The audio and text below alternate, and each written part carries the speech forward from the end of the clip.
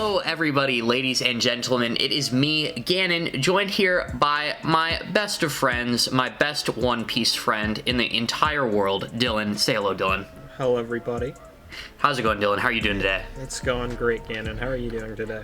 Oh, I am doing very well, especially because we're doing a video that we've been talking about for like at least a week now, and I'm just super excited to be like seriously, like half a month, almost a month for real, talking bro. about this. Like, I've been chatting up this idea for a while, and I'm really stoked that we're finally getting to it. Like, I'm just excited to talk about it, because this is a video idea that's just fucking entertaining to me. Basically, we're doing a versus battle today between Prime Gekko Moria, as he was shown in the small snippet in flashback, where he clashed with Kaido. He was able to at least do some sort of high-level hockey clash against Kaido. From then on out, it is just heavily implied that Gekko Moria was defeated by Kaido, his crew slaughtered by the Beast Pirates, and that's why he's a depressed, fat, lazy slob who's pretty much, in the grand scheme of things, extremely weak, okay?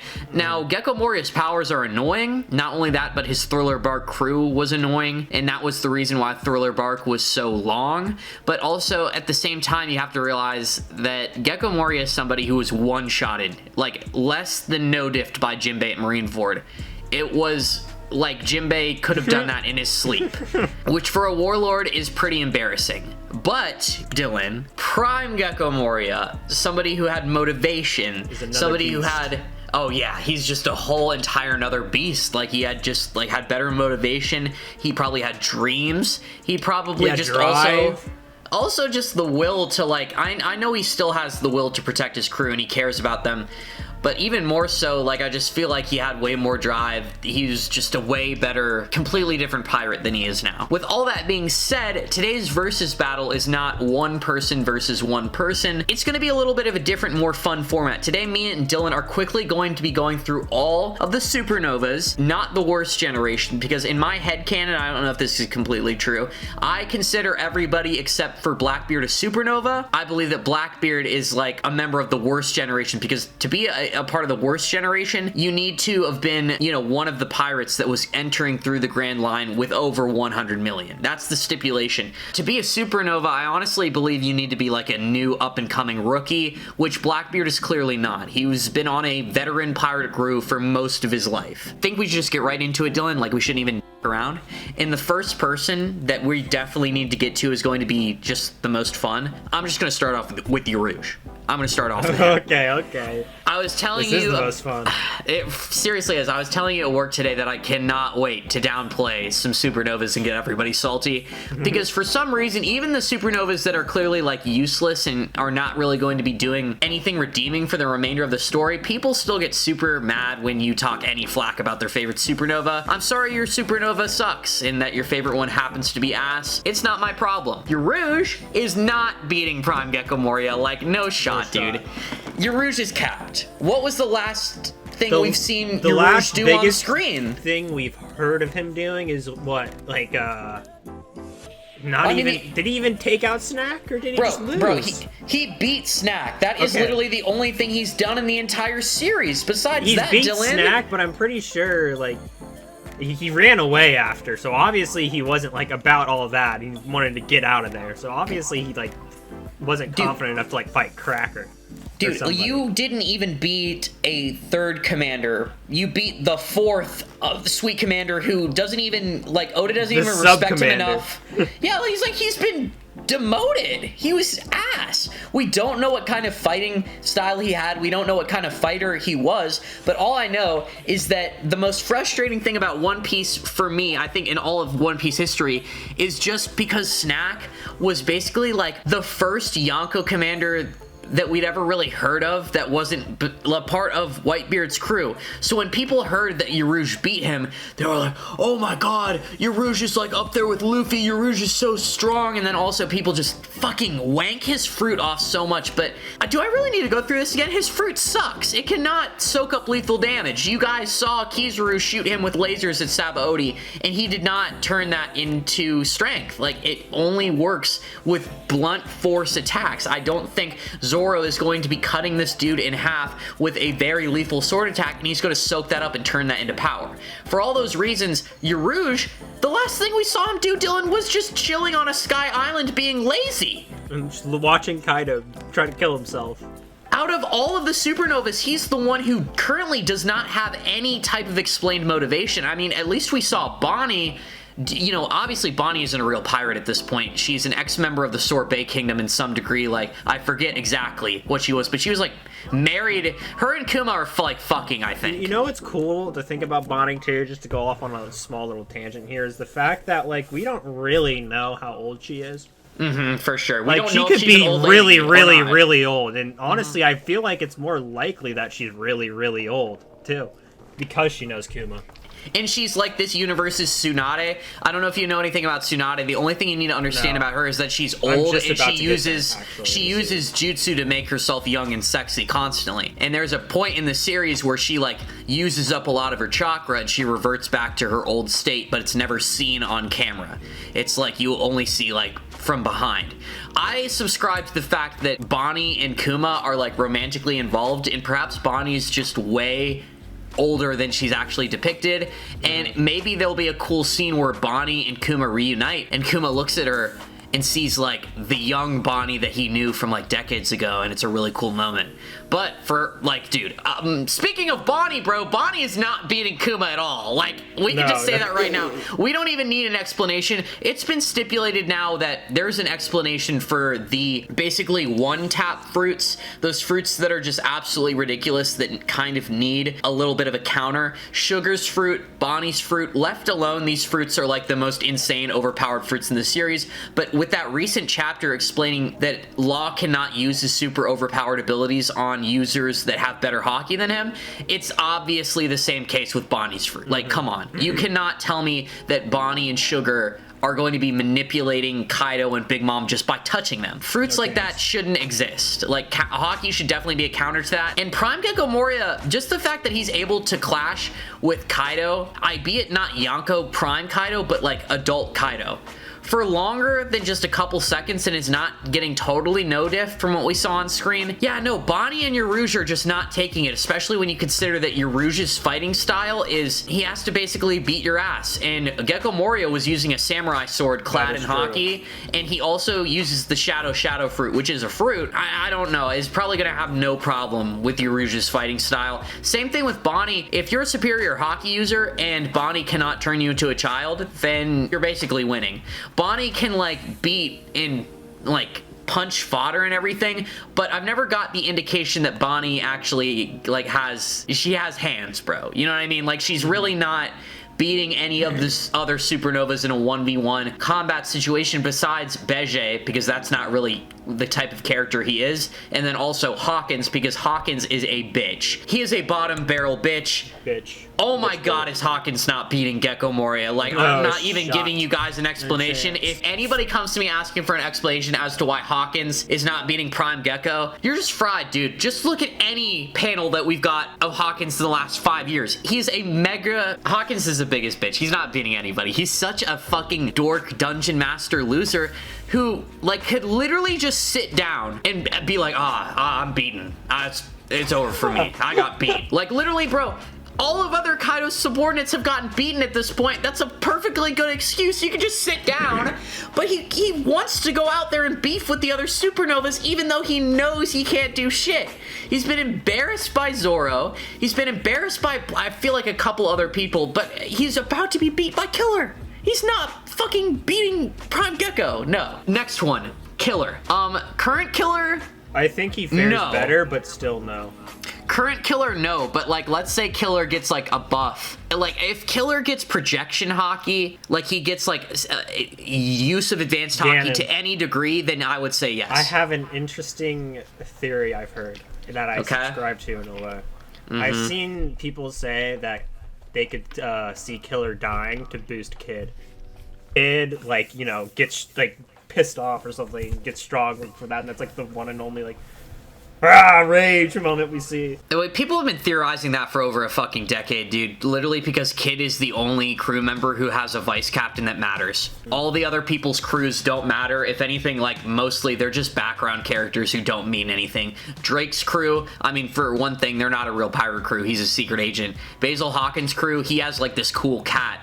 that like wears this outfit that everybody likes, but we only seen him once. And then Law has like 2 people on his crew that matter. Bonnie just has a whole bunch of literally like NPCs on her crew. Urouge, a bunch of NPC monks. Bege actually has a crew with like some named people and some people who seemed personable, and they're also gangsters, so that's kind of cool. Apoo, again, does not have like an actual crew. So yeah, no, a lot of people have been thinking that Killer's gonna die for a while, but honestly, like, I barely trust Oda to kill off the scabbards at this point. I don't know if he's really gonna kill off Killer like that. Next up, Bege. Bege is a character who, like, I'm just gonna call this a neutral, because Bege does not... Bege does not have the firepower or the ability to deal with Gekko Moria or his crew. Like, the defense. Yeah, no, he has the defense to deal with the entirety of the Big Mom Pirates, so it's just like, I'm calling this one a neutral, because Gekko Moria cannot deal with Bege, and Bege cannot deal with Gekko Moria. It's like Gekko... It's a stalemate. It's a stalemate for sure. So just because Bege, more often than not, there's so many situations where he just doesn't have the physical capability or the firepower to kill like loads of people in the verse, but he's got the defensive capabilities to hide in his castle for like basically forever. So that one's a neutral. I'm gonna just ask you before I say anything. Okay. All right. Okay. We're going to Apoo. What do you think? No, I don't think so. Like, I feel like he may have the firepower, but, like, it's just so easy. Just so easy to just plug your ears. That's all you have to do. Like, all Moria has to do is create some shadow earplugs, put them in his ears, and he's good. I don't know if he can make, like, tangible shadow earplugs that would work. He probably can, but... Here's my thought. Yeah, if he can trap Luffy in a black box that Luffy cannot get out of, then that would lead me to believe that they are tangible and physical. Did he make the box out of a shadow? Yes. I thought Luffy was like caged up in physical steel bars that he like bit out of. Almost positive he was like actually boxed up in a shadow. Dude, if the shadows are tangible to the point where it's like almost comparable to the butterfruit where you could just cage people, that's insane. I'm pretty positive. Hold on, let me just like search up. You do that real quick while I tell you why I think Apoo might win, because I actually think Apoo might win. For a couple reasons, okay? I was talking, whenever I'm like putting Bege against somebody, it's Bege's entire crew versus their entire crew for the most part, unless their crew is really like overpowered and it's not fair. But I have to treat Gekko versus Apoo as a 1v1 situation, and I just have to say that while Gekko Moria in his prime definitely had the firepower and the talent to spar with Kaido, Dylan, I still don't believe that he's like the most durable character in the world. And also, Gekko Moria isn't too intelligent either. Without somebody there telling him that Apoo's counter is earplugs, I am not fully confident that he would do it, because honestly, Luffy and even Zoro were just sitting there and getting dicked on until X-Drake came and told them about the weakness. So somebody actually has to inform you about Apoo's weakness. If somebody doesn't, then he's basically so crazy overpowered. Like, he could just make your insides explode just by making you hear a sound. His shadows are tangible. They're physical.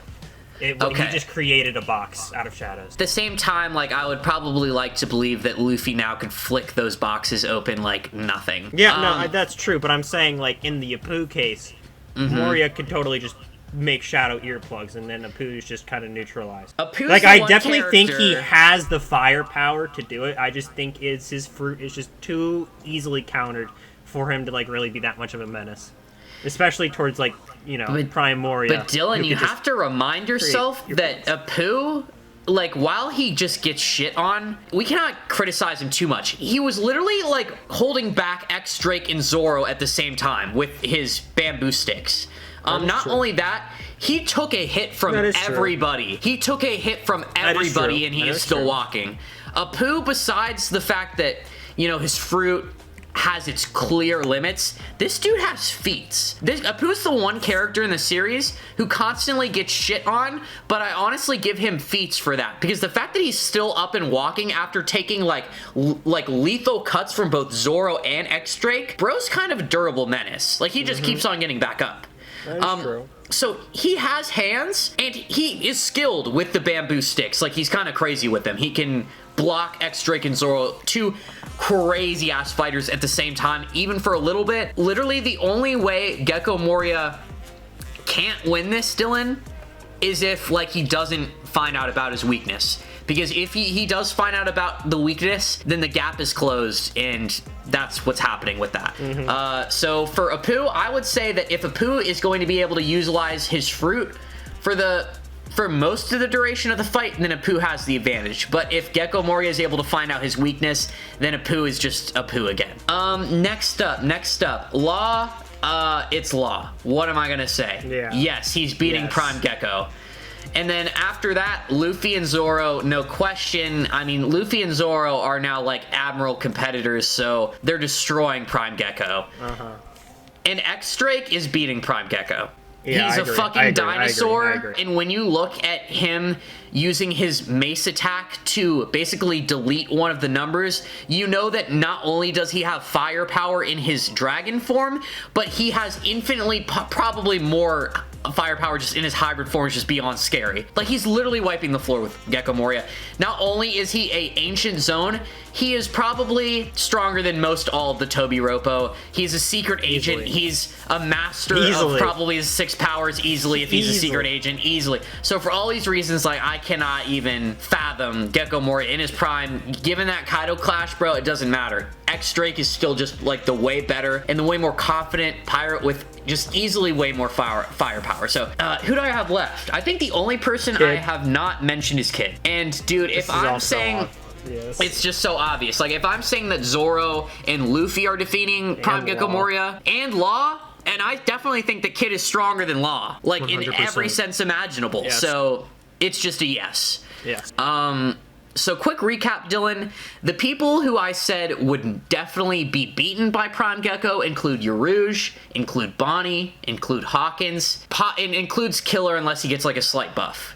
And then the people who are dead ass like neutral and borderline, Capone is neutral because he's not beating Gekko, but Gekko's also not beating him. They're gonna have to like fuck off in each other's like separate directions at some point. Bege has some sort of like, which, you know, who knows if we see Bege again by the end of the series. Like, let's say Bege has some sort of like massive firepower thing with Big Father or something, and it isn't all durability, which I don't think he does. But let's just say he does, then I could see him beating him. But yeah, with what he has, it's just stalemate. The only thing that I could see is if Capone Bege actually manages to pull out something comparable to the fucking, what is it, the Mazer laser or whatever the hell like Big Mom was using. Laser.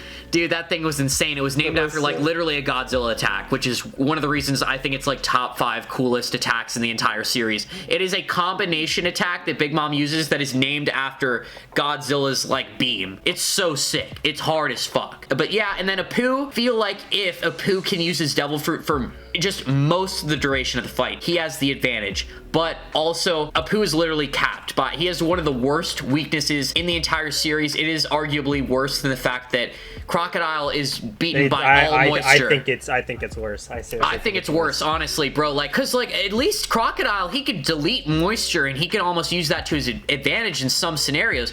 But Apoo, you can just cover your ears whenever, you know, bro. There is a chance though with Apoo that he has like the ability to like, I don't know, use up more stamina, maybe make it louder or something. He was not able to just do it through the air, but if he was able to put his sounds into people through physical touch, because sound travels through everything, not just air as a medium.